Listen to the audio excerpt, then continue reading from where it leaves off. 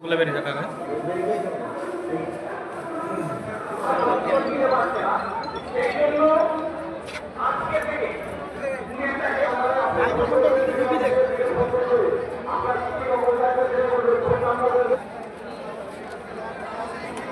ধরুন না ভাই,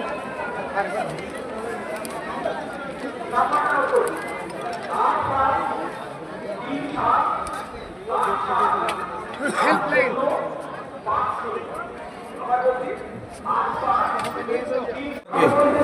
সাধারণ মানুষ এই লিবারেশন কর্মসূচিতে এসেছিলাম। মাননীয় বিডিও সাহেবের কাছে আমাদের বেশ কিছু দাবি দাওয়া ছিল। 12 দফা দাবি দাওয়া রেখে আমরা বিডিও সাহেবের সঙ্গে আলোচনা করলাম। উনি বেশ কিছু উত্তর দিয়েছেন এবং সকল বৈধ ভোটার যাতে নিশ্চিন্তে থাকতে পারে এবং তাদের ভোটাধিকার রক্ষা হয় সেই বিষয়ে বিডিও সাহেবের এন্ড থেকে যেটুকু ক্ষমতা তার আছে সেটা তিনি পালন করছেন এবং আগামী দিনেও করবেন এটা বলেছেন। আর বেশ কিছু প্রশ্নের উত্তরে তিনি সরাসরি ইসিআই এর কাছ থেকে নেওয়ার কথা বলেছেন, অর্থাৎ ওনার কাছে এই বিষয়ে উত্তর নেই। বারবারই আমরা যেটা অভিযোগ করছিলাম সেটা সত্য, সেটা বিডিও সাহেবের কথাতেও খুব পরিষ্কারভাবে ফুটে উঠল যে পুরোটাই ধোঁয়াশায় রেখে ভারতের নির্বাচন কমিশন বর্তমানে এসআইআর প্রক্রিয়া চালু রেখেছে। প্রথম দিকে মুখ্য নির্বাচন কমিশনার যে কথা বলেছিলেন একদম প্রেস বাইট করে সেই সমস্ত প্রমাণও আমাদের সবার কাছেই আছে। আজকে আমরা দেখতে পাচ্ছি সেই কথা পুরো উল্টে দিয়েছে, 180 ডিগ্রি ঘুরে গেছে।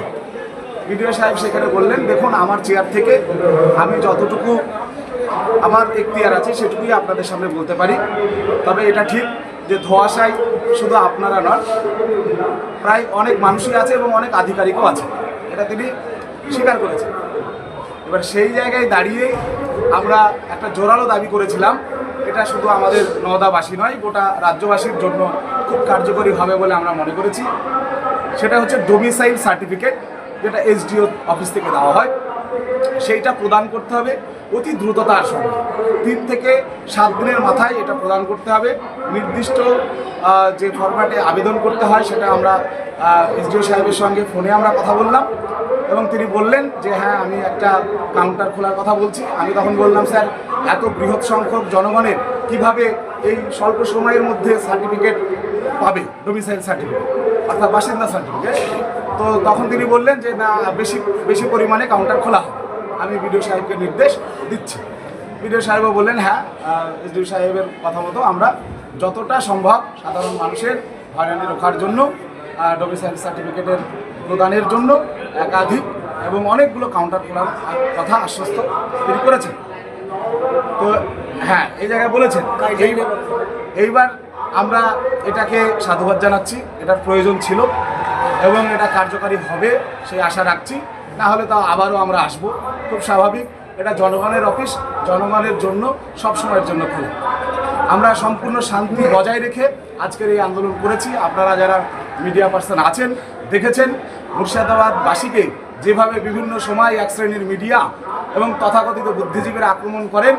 এই অঞ্চল নাকি মৌলবাদ জঙ্গিবাদের অঞ্চল।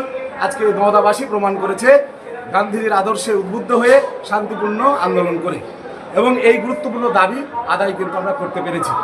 পাশাপাশি আমাদের একটা দাবি ছিল, যেখানে বৃদ্ধ এবং যারা অসুস্থ সেই সমস্ত মানুষের যাতে হেয়ারিং তাদের বাড়িতে করানো হয়। তো সেক্ষেত্রে তিনি জানালেন 85 বছরের উপরেই নির্ধারণ রাখা হয়েছে।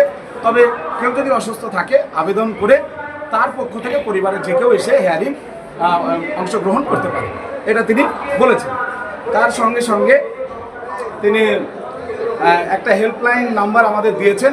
আমরা আমাদের নওদার সাধারণ জনগণকে সেই হেল্পলাইন নাম্বার আমরা প্রদান করব। যে কোনো রকমের সমস্যায় তারা উত্তর দেবেন, এটা জানিয়েছেন। এবং আরও একটি আমাদের আজকের আন্দোলনের দাবি পূরণ হয়েছে, সেটা হচ্ছে আগামীকাল থেকে প্রত্যেক হেয়ারিং অংশগ্রহণকারী ভোটারদের রিসিভ দেওয়া হবে। এটা আপনাদের মাধ্যমে জানাচ্ছি, এতদিন রিসিভ দেওয়া হচ্ছিল না, আগামীকাল থেকে রিসিভ দেওয়া হবে। তাই প্রত্যেক নওদাবাসীকে বলবো, যাদের হেয়ারিং আগামী দিনে হবে আপনারা যে যে ডকুমেন্টস এনেছেন, অর্থাৎ Aadhaar card, voter card, ration card যা এনেছেন যা জমা করছেন সেটা একটা ফরম্যাটে লিখে নেবেন। সেই জায়গায় আপনাদেরকে ভিডিও স্যার কিন্তু সিল মেরে রিসিভ করে দেবেন। অর্থাৎ আপনি যা জমা দিলেন সেটা সংরক্ষিত থাকলো, আগামী দিনে এটা নিয়ে মানে উল্টো কথা বলতে পারবেন। কারণ আমরা সত্যিই আজকে মানে আশ্চর্য লাগছে যে একটা স্বাধীন দেশে যেভাবে একটা স্বশাসিত সংস্থা নির্বাচন কমিশন স্বৈরতান্ত্রিক মনোভাব দেখাচ্ছে, তাতে সত্যিই আমরা সাধারণ ভোটাররা আশঙ্কিত, উদ্বিগ্ন। কেননা আমরা আর বিশ্বাস পাচ্ছি না যে এনারা কি চাইছেন। সেই জায়গায় আমরা ডকুমেন্টস যা দিচ্ছি সেটাও আমরা রিসিভ করার জন্য আমরা বাধ্য হয়েছে। এটা আমরা করতে চাইনি কিন্তু বাধ্য হয়েছে, কারণ ইসিআইকে আমরা আর বিশ্বাস করতে পারছি না। তো সেই জায়গায় বিডিও সাহেব মান্যতা দিয়েছে। আর আরও কিছু প্রশ্ন ছিল, সেই লজিক্যাল ডিসক্রিপেন্সি আপনারা জানেন যে এর ভেতরে কোনো লজিক নেই। আমরা বিভিন্নভাবে এই বক্তব্য তুলে ধরেছি, এর উত্তর একমাত্র ইসিআই দিতে পারবে। আমরাও চেষ্টা করছি জনসাধারণকে নিয়েই আগামী দিনে সুপ্রিম কোর্টেও লড়াই হবে। সাধারণ মানুষের স্বার্থে, বৈধ ভোটাধিকার রক্ষার স্বার্থে আমাদের এই জনসাধারণের আন্দোলন জারি থাকবে, এইটুকু আপনাদের বলতে হবে। ডোমিনেশন সার্টিফিকেট তুলতে গিয়ে ডোমিনেশন সার্টিফিকেট, হ্যাঁ, সার্টিফিকেট উঠাতে গিয়ে যে ডকুমেন্টসগুলো চাইছে সাধারণ মানুষের ঘরে কি আছে? ডোমিসাইল সার্টিফিকেটে, হ্যাঁ ওটা বলছি, ডোমিসাইল সার্টিফিকেট আপনি যেটা বলছেন সেইটা মানে কী কী ডকুমেন্টস লাগবে সেটা এসডিও সাহেব আজকে ফরওয়ার্ড করবেন বিডিও সাহেবকে। সেটা আমাদের প্রতিনিধি দলকে বিডিও সাহেব দেওয়ার প্রতিশ্রুতি দিয়েছেন।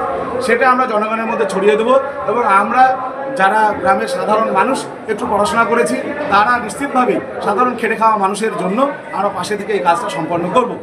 আরেকটা কথা আমরা বলতে ভুলে গেছি, সেটা হচ্ছে বিএলও সাহেবরা যদি আন্ডারটেকিং দেন সেটাকে শেষ পর্যন্ত অধিক গুরুত্ব দিয়ে মান্যতা দেওয়ার কথা স্বীকার করে নিয়েছেন আমাদের বিডিও সাহেব। আজকের এই আন্দোলন জারি থাকবে না, এই পর্যন্ত সমাপ্ত করবে না? এই আন্দোলন আমরা এখন আমরা জনগণের পক্ষ থেকে, আমরাও জনগণ, আমাদের পরিচয় একটাই, নওদার সাধারণ মেহনতি খেটে খাওয়া মানুষ, বিভিন্ন পেশা, বিভিন্ন ধর্মের, বিভিন্ন বর্ণের মানুষ আমরা এসেছি। আমরা সেখানে যাব, জনগণ এটা সিদ্ধান্ত নেবে যে আগামী দিনে আন্দোলন কিভাবে চলবে বা আজকে পরবর্তীতে কি হবে সেটা আমরা জনগণের সামনেই ফেলে দেবো, তারপরে সিদ্ধান্ত হবে। আপনার পরিচয়?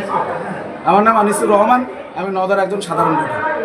আনন্দ সংবাদ, শুভ সংবাদ, অনুষ্ঠান বাড়ির সংবাদ, ঐকতান বানকুইট, আমতলা বেলডাঙ্গা বাসস্ট্যান্ড, নওদা, মুর্শিদাবাদ।